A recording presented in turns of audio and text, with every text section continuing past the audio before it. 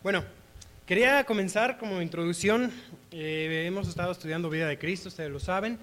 Hay varias películas que nos presentan diferentes momentos, escenas de lo que es la vida de Cristo. Quisiera ahorita presentar un par de escenas de una de ellas, aclarando nada más algunas cosas. O sea, cuando vemos una película no es la palabra de Dios, no es una película inspirada por Dios. Toda película tiene su interpretación de cómo ven. Hay veces, por ejemplo, hay una escena que vamos a ver que fue la predicación pasada, quisiera ponerla desde allí, donde se ve la sanidad del paralítico cuando rompen el techo, y a lo mejor yo me imaginaba el techo diferente. Entonces uno se va imaginando cómo son las cosas y cómo se hacen, cómo se desarrollan. Pero en este caso, a mí me gustaría que veamos esa escena y luego la que sigue que vamos a estudiar hoy, porque particularmente quiero destacar también algo que a veces no notamos. Toda película tiene, les decía yo, su parte artística de cómo tratan de presentar la situación. Hay muchas películas muy buenas, está la de Jesús, así se llama nada más. Esta es una escena de la película Hijo de Dios. Hay algunas cosas que yo digo, a lo mejor no creo que hayan sido así.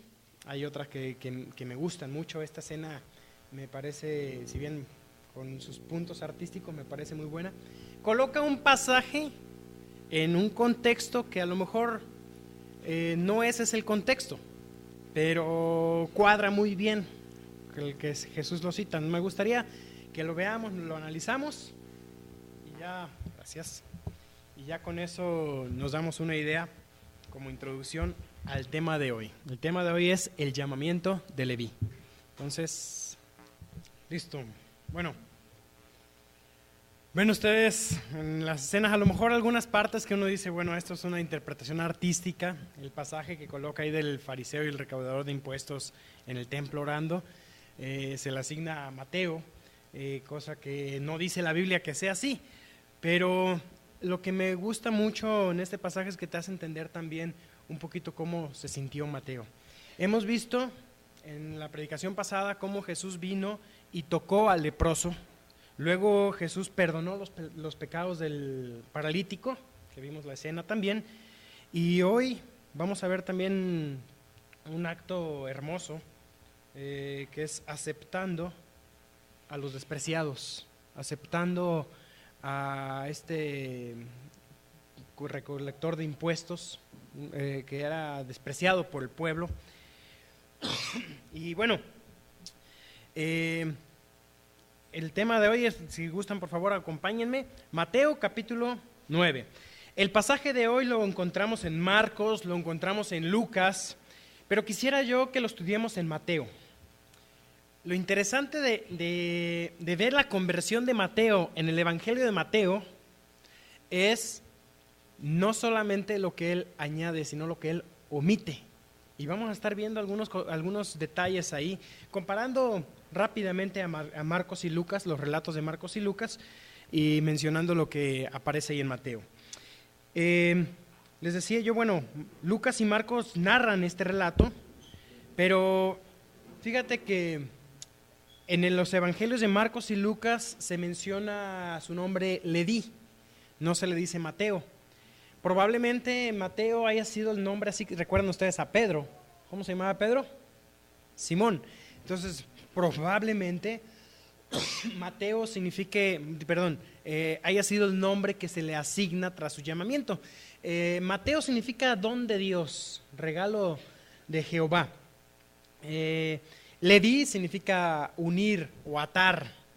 Probablemente por el nombre de Leví, Mateo haya sido de la tribu de Leví, es decir, haya sido un levita.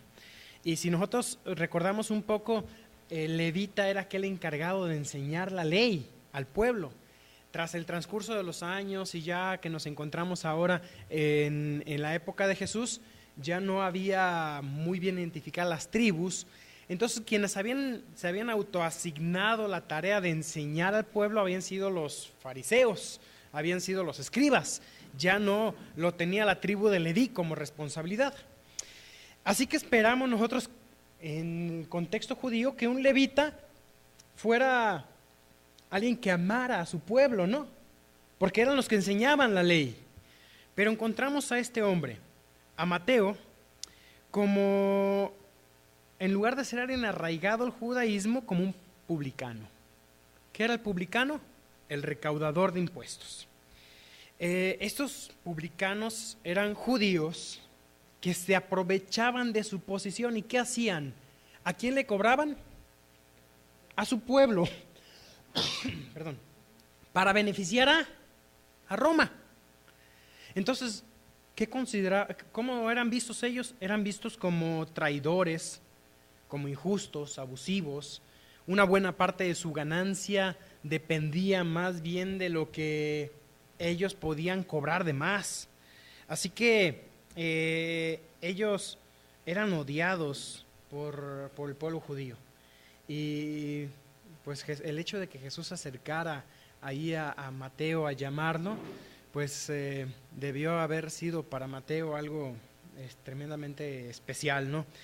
Fíjense que posteriormente vamos a ver en el pasaje también cómo Mateo ofrece un banquete que causó crítica a Jesús por parte de los fariseos.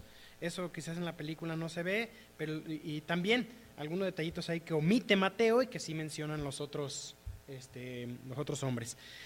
Mateo, él evidentemente se había enriquecido por todo lo que él hacía, o sea, por su posición. Él evidentemente habría sido una persona capaz de administrar dinero, había sido una persona que habría tenido pues una buena posición. Y vemos cómo, bueno, hablando aquí vimos el nombre de Mateo, vemos un poquito la ocupación de Mateo, pero veamos lo que sucede. Mateo capítulo 9, versículo 9 en adelante. Habíamos visto ya los versículos anteriores en otro de los evangelios, que fue el paralítico, y dice el versículo 9, Mateo 9:9. Pasando Jesús de allí, vio a un hombre llamado Mateo. Como le decía, este es el único evangelio que le llama Mateo como tal, que estaba sentado al banco de los tributos públicos. Vemos su nombre, vemos su posición, sentado al banco de los tributos públicos, y se acerca al Señor y le dice, sígueme. Mateo, ¿qué hizo? Se levantó y le siguió. A lo mejor toda la parte de la película pues nos toca a la imaginación darnos cuenta cómo fue eso, pero me quise proyectarla también porque a veces perdemos de vista el poder del llamado de Jesús. Perdemos de vista toda la situación que implicaba, que Mateo estaba allí sentado y no era fácil que él dejara eso, que dejara lo que él estaba haciendo. Recordamos ya otros llamados, ¿recuerdas a quién más llamó Jesús y dejó todo? A los pescadores. Ahora, veremos más adelante a los pescadores que vuelven otra vez a las redes, pero jamás verás a Mateo otra vez sentado en su oficina cobrando impuestos. Él fue alguien que, aunque no se destaca como Pedro, como Pablo, se destaca por un hombre de convicciones. Y de hecho, él escribe el Evangelio a Mateo. Ahora, ¿recuerdan ustedes cuando vimos las características de los diferentes evangelios? ¿Qué característica especial tiene Mateo? Está escrito particularmente para judíos. Y ahí se destaca lo que él antes no era. Él no era un hombre que respaldara a su pueblo, pero ahora él escribe un evangelio dedicado a su pueblo, donde presenta a Jesús como el rey de los judíos. Otros evangelios hablan de Jesús como el Hijo de Dios, de Jesús como el siervo, pero Jesús como el hombre, Mateo se dedica al pueblo judío. Él es el Mesías prometido para su pueblo. Eso marcó un cambio. Así como Pedro, quizás Pedro, que significa roca, roca sería algo inamovible, piedra, ese es el significado, es piedra, es algo firme. Y quizás cuando tú estudias la vida de Pedro, pues no fue una buena piedra hasta después, al cabo del tiempo. Pero ¿sabes? El llamado de sígueme para Mateo fue eficaz. ¿Qué hizo Mateo? Obedeció inmediatamente. no rehusó, no demoró la obediencia. Inmediatamente le escuchó, él se levantó y le siguió. ¿Sabes que Dios hoy nos llama? Y el llamado sigue siendo igual, que él tiene el mismo poder que tuvo con Mateo. Pero, ¿qué diferencia hay? Porque vemos más adelante a otros que Jesús le dijo, sígueme. ¿Recuerdas? Y lo estudiaremos más adelante, aquellos hombres que le dijo, sígueme, y le dijeron, no, Señor, espérate tantito porque tengo otras cosas que hacer. Déjame primero que entierre a mi padre y mi madre, deja que, obviamente no es que se acababan de morir, era que quería dedicarse a sus padres, y entonces cuando yo no tenga ninguna responsabilidad, te seguiré. Hoy he escuchado argumentos como eso, sí, yo quiero servir al Señor, pero primero quiero hacer mi carrera, quiero casarme, quiero criar a mis hijos, y entonces después te seguiré. O al contrario, yo ya le he seguido, yo ahorita ya no. Y el llamamiento tiene que ser eficaz en mi corazón, y el llamado está real. ¿Por cuánto tiempo tenía Mateo que seguir al Señor? Por su vida. Era toda su vida. Dios nos dio una vida, una sola vida. No tienes la posibilidad de decir, esta vida la vivo para mí y después, en mi siguiente vida, dedicaré alguna para el Señor. No, tenemos una sola vida. No hay tal cosa como reencarnación. La Biblia dice, está establecido para los hombres que mueran una sola vez y después de eso el juicio. Una vida, una sola vida tenemos. Dedícala al Señor. ¿Cuánto tiempo? Todo. No digas a partir de, o no digas yo ya cumplí. Es tu vida la que el Señor quiere, toda tu vida es para Él. Mateo lo hizo así y fue hasta el martirio. Cada uno de los discípulos de los 12 llamados, excepto Judas, que él, pues, el hijo de condenación, se apartó y se ahorcó.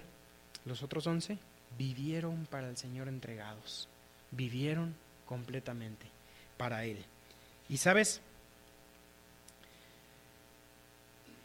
para Mateo fue seguirle. El llamado comparando algunos llamados, Pablo también, si tú lees en Hechos 22, Pablo cuenta su conversión y le hizo un llamado parecido. Y dice Pablo que él ve al Señor que se le aparece y después se encuentra con Ananías. Ananías es el hombre que viene y le explica el evangelio a Pablo, y Ananías le dice, ahora pues, le dice Ananías a Pablo, ¿por qué te detienes? Levántate. Muy parecida a esta palabra que le dice aquí, levántate, toma tu cama y vete a tu casa, al hombre que sanó. Y después a Mateo le dice, levántate, sígueme, y dice, se levantó y le siguió. Y a Pablo le dijo, levántate y bautízate y lava tus pecados invocando su nombre. Evidentemente, hay algunos que han pensado que lo que lava los pecados es el bautismo, y no es así. Es levántate y bautízate y lava tus pecados invocando su nombre. Si tú, ese es el llamado para nosotros, si tú ya has invocado el nombre del Señor, todo aquel que invocar el nombre del Señor será salvo. Si tú has invocado el nombre del Señor, si lo has aceptado como tu Salvador, ¿qué esperas? ¿Qué dice? Levántate, bautízate, sígueme. El primer mandato para un cristiano es bautizarse, y estamos tratando nosotros de enfatizar eso. Es parte del compromiso. Cristo se identificó conmigo haciéndose hombre, yo me identifico con Él a través de el tomar el bautismo, como no es que las aguas del bautismo cambien algo en mi vida, es un acto de identificación. Yo quisiera que pienses un poco, porque cada uno vemos a cómo el Señor llamó al paralítico, cómo el Señor llamó a Mateo, cómo el Señor llamó a diferentes personas, como fueron los pescadores. Pero ¿qué llamado está haciendo Dios a ti? Yo no lo sé. A mí me toca venir a exponer la Biblia, pero tú tienes que darte cuenta cuál es el llamado de Dios particular para ti. ¿En qué área te está diciendo, levántate, deja eso y sígueme? ¿Y por cuánto tiempo? ¿En qué te estás pidiendo que lo hagas? Mateo, sin objeciones, se levantó y le siguió. Y quien responde al poder de la gracia divina supera toda objeción. Quizás las objeciones podrían estar: oye, pero tengo el banco del dinero, ahí está todo mi dinero, ¿qué voy a hacer? Si dejo ese dinero ahí, después los romanos me van a reclamar por los impuestos. No hubo objeciones. Él siguió. Hoy pensamos en muchas objeciones y pensamos en gente: no, ¿cómo va a ser posible que él se comprometa? Hay gente que está comprometido, como Mateo, con el dinero. Y pensamos en alguien que está demasiado comprometido con el dinero. Y sabes que a veces somos como los discípulos: no, pasemos de largo, no le interesa. ¿Cómo le voy a predicar el evangelio? Está demasiado preocupado por su dinero que no va a querer seguir al Señor. Y a lo mejor nosotros juzgamos a la persona y no vale la pena predicarle el evangelio a esta persona, no vale la pena, pasemos de largo. Pero el Señor tiene otros planes. El Señor te llamó a ti a pesar de tus circunstancias.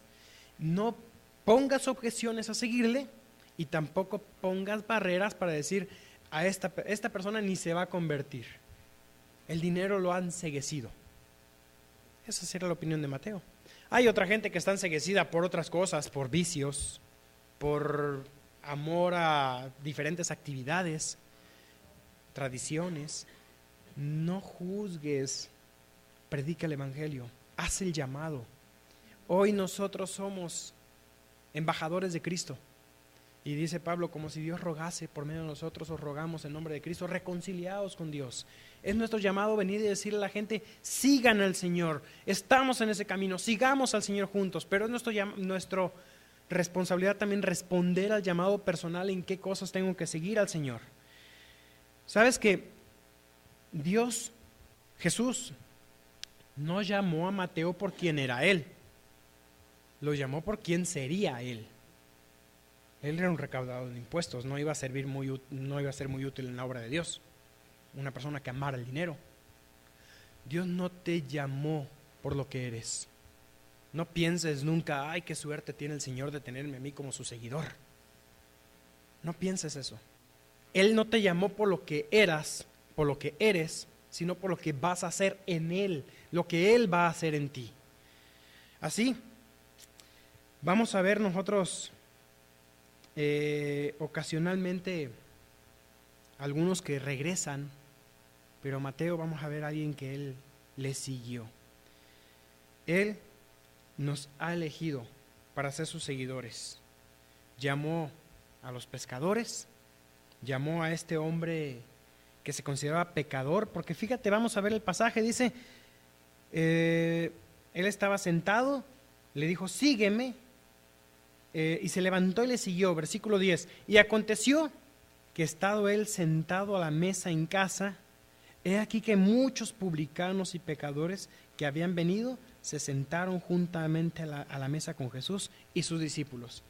¿Cómo se identifica Mateo aquí? Aunque no menciona a él, yo les decía que cabe destacar en el relato de Mateo no todo lo que él cuenta, sino lo que omite. Si tú lees en Marcos y en Lucas, voy a leer nada más Lucas algo, dice Lucas 5:28, dejándolo todo, se levantó y le siguió, y Leví hizo un gran banquete en su casa. Ahora, en Mateo, ¿cuenta él que la fiesta fue en su casa?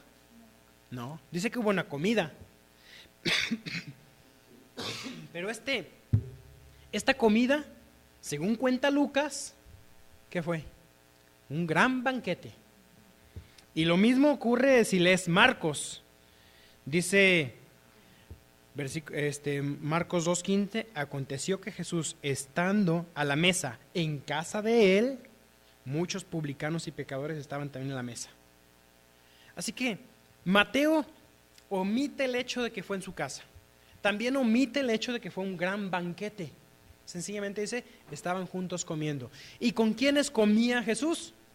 Según leemos ahí en Mateo 9:10, publicanos y pecadores. ¿Qué era Mateo? Un publicano. Mateo está reconociendo su situación. Él omite, digamos en ese sentido, el hecho de que es él mismo el que hizo la fiesta, pero se incluye dentro de lo que son los pecadores. Mateo conoce al Señor y él invita. En esa cena, invita primero a Jesús. Como invita a Jesús, ¿a quién invitó también? A los discípulos de Jesús. Pero también sabes que ¿a quién invitó? A sus compañeros de oficio. Una persona que conoce a Cristo, naturalmente va a recibir a los que son de Cristo. Hay mucha gente hoy en día que dice ser cristiana. Yo amo a Cristo, pero odio a los cristianos. Yo amo a Cristo, pero no me congrego. La Biblia deja claramente que aquel que ama a Cristo ama a aquellos que a Cristo ha amado. ¿Y sabes una cosa? Hay muchos que dicen amo a Cristo, pero parece ser que nadie en tu ámbito que te mueves sabe que eres cristiano. Y sabes, vemos aquí que aquellos que conocieron a Jesús, como el caso de Mateo, lo compartieron. ¿Qué quería Mateo con esa cena? Presentar a Jesús a aquellos compañeros de oficio, a pesar de quienes eran publicanos y pecadores. Ese fue su objetivo, llevar a otros a Cristo. ¿Sabes? La gracia verdadera no permite que una persona se quede contenta con participar sola del festín, sino que invita a otros. Y si tú has disfrutado de la gracia de Dios y realmente la gracia ha transformado tu vida y tu corazón, no te puedes quedar callado. Tienes que hablarle a otros de lo que has hallado, de que has encontrado a Cristo, has encontrado salud para tu alma. Vamos a ver un poco más adelante esto. Has encontrado el Salvador. Invita a otros, haz un festín. Quizás sea momento para que literalmente lo hagas. Organiza en tu casa una reunión con tus conocidos, organiza un gran festín para predicar el Evangelio. Quizás sea ocasión para que lo hagas de alguna otra forma, pero comparte de Cristo. Si tú has encontrado a Cristo, lleva a aquellos que se mueven en tu ámbito a Cristo también. Busca oportunidades, organízalo. No esperes a que caiga del cielo la oportunidad. Busca la oportunidad, hazlo tú. Vimos entonces ya, primer punto, la persona de Mateo, su nombre, su ocupación y el llamado. En segundo lugar vimos la cena que organizó y las lecciones que tenemos aquí también de esta cena. Pero en tercer lugar, ya por último, me gustaría que veamos la lección que Mateo nos deja en los siguientes versículos, versículos 11 hasta el 13. Dice: cuando vieron esto, los fariseos dijeron a los discípulos: ¿por qué come vuestro Mateo con publicanos y pecadores? Al oír esto, Jesús les dijo: los sanos no tienen necesidad de médico, sino los enfermos. Id pues y aprended lo que significa misericordia quiero y no sacrificio, porque no he venido a llamar a justos, sino a pecadores al arrepentimiento. Mencionábamos un poco en cuanto a los fariseos. Aquí están los fariseos. Inmediatamente, versículo 11, lo vieron los fariseos y reaccionaron. ¿Qué pasa aquí? Fariseo, analicemos un poquito el caso del fariseo. Fariseo significa separado, eso es literalmente. Ellos eran separatistas, en varios sentidos. En un sentido se sentían ellos más espirituales, así como la palabra santo significa separado. Ellos se consideraban más santos que los demás. Ahora, me gustaría explicar también algo que los fariseos, cómo eran considerados ellos, como legalistas, ¿ok? Y quisiera explicar yo qué significa legalista, porque a veces pensamos que legalista significa que haya leyes. ¿Tiene algo la Biblia en contra de las leyes? No. De hecho, la Biblia tiene muchas leyes. Y Pablo dice que la ley es buena si uno la usa legítimamente. Es decir, en varios lugares, por ejemplo, habla de someteos a las autoridades, someteos a vuestros pastores. Habla en cuanto a que hay una legislación y una ley que gobierna, la ley de Dios, la ley del hombre, y Dios nos manda a obedecer esas leyes siempre y cuando esté en ese orden, primero la ley de Dios, y si la ley del hombre se opone, pues ya debe obedecer primero a Dios. Pero ¿sabes una cosa? Legalista no significa que haya leyes. La Biblia no es anárquica, no dice, es malo que haya leyes en la iglesia. Yo les compartía de una iglesia donde el pastor terminó prohibiendo que los chicos saludaran a las chicas de beso. Oye, pero qué legalista, diría alguno. Pero ya viendo un poquito la situación que estaba pasando ahí, resulta ser que los muchachos hacían acepción de chicas. Así que de beso a las bonitas y de lejitos a las que no eran tan agraciadas. Tenía su razón. ¿Podemos acusar a este pastor de legalista? No, porque el legalista no es poner reglas. ¿Qué es el legalismo entonces? El legalismo del fariseo era decir, yo soy más santo que tú porque yo guardo la ley. Externamente decían, yo lo guardo, pero internamente Jesús le dijo, sepulcros blanqueados. Muy bonito por fuera, brillante, pero por dentro, podrido. Ellos decían, yo soy mejor que tú porque guardo la ley. Legalismo es ese sentido de superioridad diciendo, yo cumplo, tú no. Yo soy santo, tú no. Y eso es lo que Jesús empieza a acusar aquí. Cuando dice Jesús, los sanos no tienen necesidad de médico, sino los enfermos. ¿Qué significa este pasaje? ¿A quiénes se refiere Jesús con los sanos?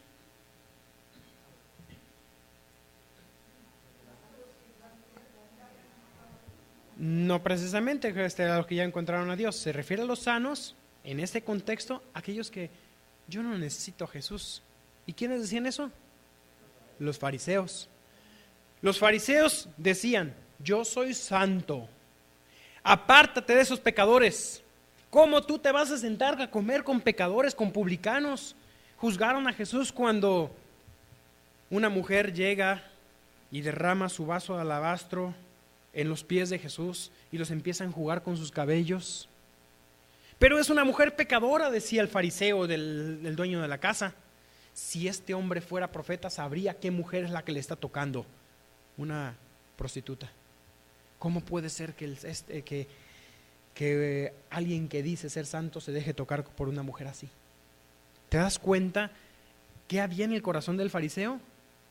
Se sentía superior por decir, yo me aparto de esos hombres. En ese contexto fue donde Jesús dice, que estamos viendo aquí, los sanos, es decir, aquellos que se consideran no necesitados. Los sanos no tienen necesidad de médicos, sino los enfermos. No he venido a llamar a justos, sino a pecadores. ¿Significa que los fariseos eran justos? Ellos se consideraban justos. Eso es legalismo. ¿Te das cuenta?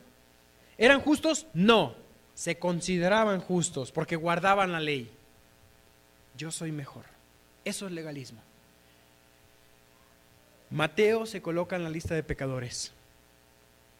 Pablo, un fariseo convertido a Cristo, cuando narra su testimonio dice que él vino a dar su vida por los pecadores, de los cuales yo soy el primero. Entonces, el hecho de que los sanos, o en este caso, como lo vemos claramente, aquellos que se consideran sanos, son los que dicen yo no necesito de un Salvador. Estos hombres se sintieron sumamente agraviados, ¿no?, por Jesús, porque se reuniera con los fariseos.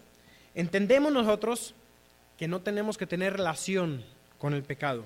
De hecho, si tú lees 1 Corintios 5, dice ahí el versículo 11, lo voy a citar literalmente, dice 1 Corintios 5, 11. Dice Pablo, más bien os escribí que no os juntéis con ninguno que llamándose hermano fuere fornicario o avaro o idólatra o maldiciente o borracho o ladrón. Con el tal ni aun comáis. La Biblia claramente me dice que no tengo que juntarme con ciertas personas. ¿Quiénes? Cualquiera que, diciendo que es cristiano, vive una vida desordenada.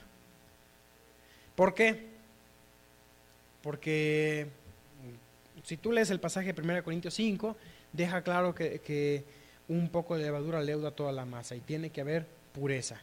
Pero dice, no les dije que no se junten con ningún pecador. En tal caso, tendríamos que salir del mundo, tendríamos que irnos y vivir en una comunidad aparte, ser, no sé, Amish, menonitas o algo así, y vivir lejos de todo. Pero no es lo que nos pide. Dios nos pide que seamos luz. Y para que la luz brille, ¿dónde brilla la luz? En la oscuridad. Tenemos que ser sal. ¿Y dónde se usa la sal? En la carne. Entonces tenemos que estar nosotros en el lugar que Dios nos puso para hacer luz allí. Dios no nos está diciendo apártate. Vivimos en el mundo, no somos del mundo. Han escuchado la analogía, ¿no? Es bueno que el bote esté en el agua. El bote fue diseñado para flotar en el agua. Pero no es bueno que el agua esté en el bote. Es bueno que como cristianos estamos en el mundo, pero no es bueno que el mundo esté en nuestras vidas. Eso es lo que Dios nos pide. Así entendemos un poco este concepto que se está narrando aquí, ¿no? Vamos a seguir leyendo lo que dice versículo 11, lo leo nuevo. Dice que los fariseos vieron esto, dijeron, ¿por qué come vuestro maestro con los publicanos y pecadores?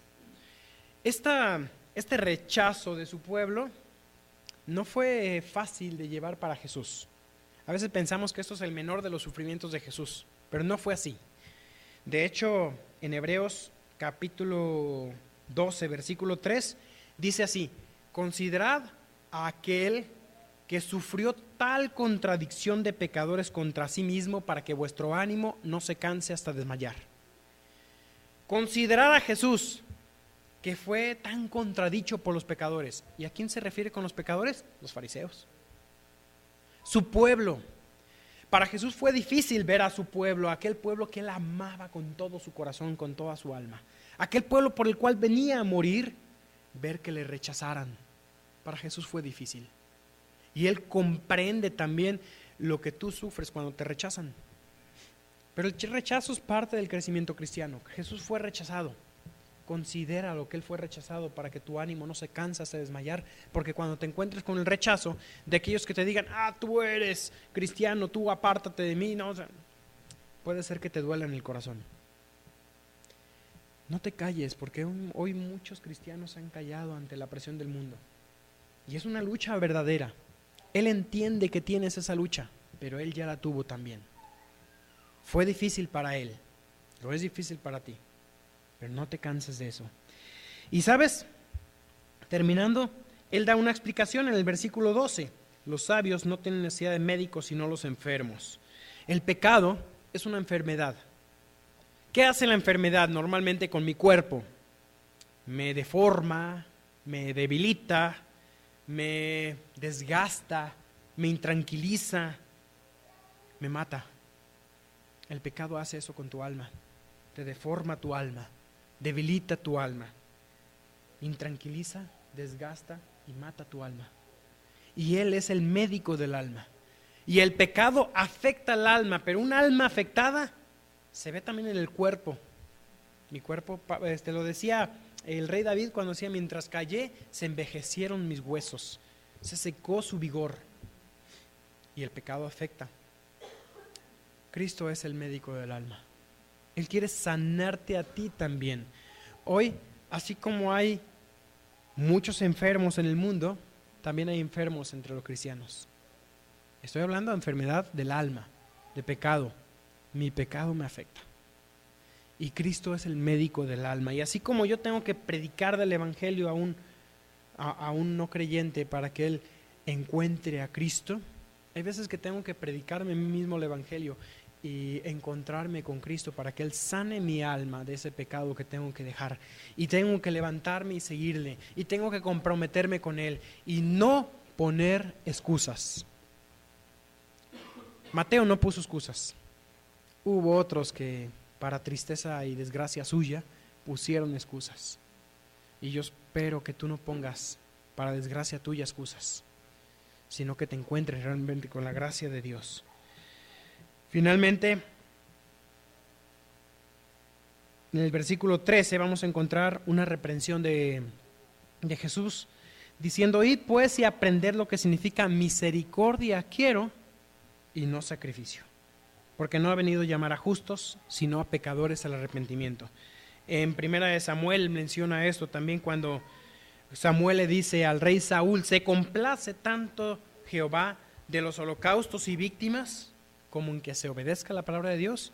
Ciertamente el obedecer es mejor que los sacrificios, y el prestar atención mejor que la grosura de los carneros, porque como pecado de adivinación es la rebelión, y como ídolos e idolatría la obstinación. Por cuanto tú rechazaste la palabra de Jehová, le dice aquí Saúl al rey, Jehová también te ha rechazado para que no seas rey.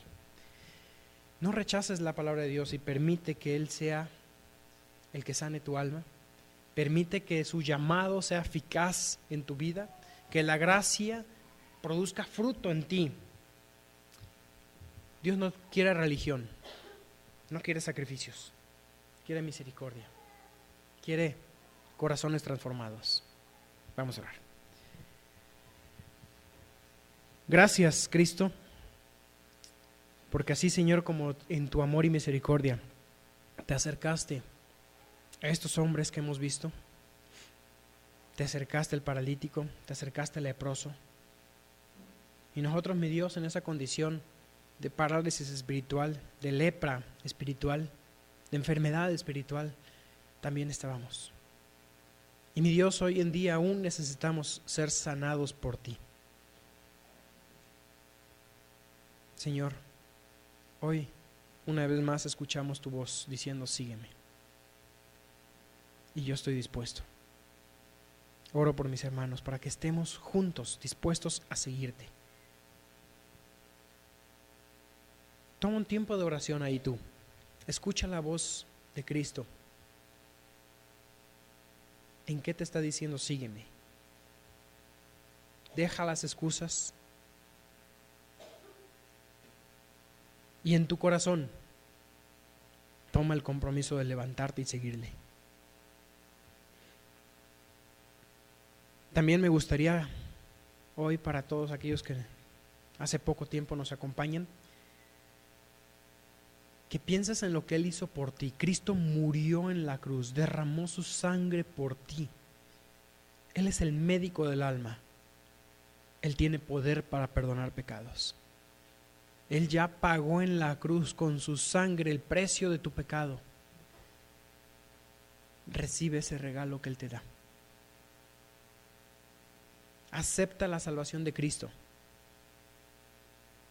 Dice la Escritura que Dios te amó tanto, de tal manera amó Dios al mundo, que Él dio a su único Hijo, para que todo aquel que en Él cree no se pierda, sino que tenga vida eterna. Él pagó el precio de la salvación de tu alma.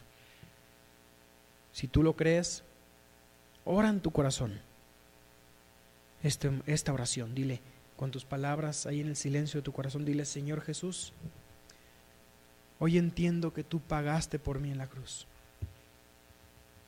Habla con Él, dile: hoy entiendo que pagaste con tu sangre por mí. Hoy entiendo que tú me llamas al arrepentimiento. Te pido que me perdones mis pecados. Reconozco que estoy enfermo, que soy pecador, y reconozco que te necesito.